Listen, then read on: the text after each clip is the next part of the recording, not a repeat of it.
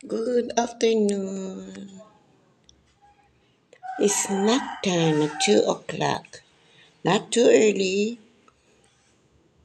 Tama lang kasi 9 o'clock kaya ako na I don't know if it's breakfast or lunch. Alanganin na.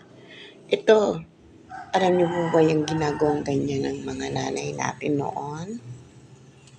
Para hindi maakyat ng langgam ang mga ulam na kakainin pa. Okay? Pero ngayon, ay inakyat ng mga ang langgam, hindi pala langaw. Langgam. Gi-snack ako ngayon nito kasi gustong-gusto ko ngayon ko palang ito na nakatikim. Bagoong na yan. Sarap. Na tutok ni ni Rande. Sabayan ko ng birch tree. Choco.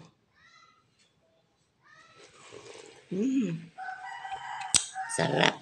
Okay? Bakit kaya inakyat ng langgam?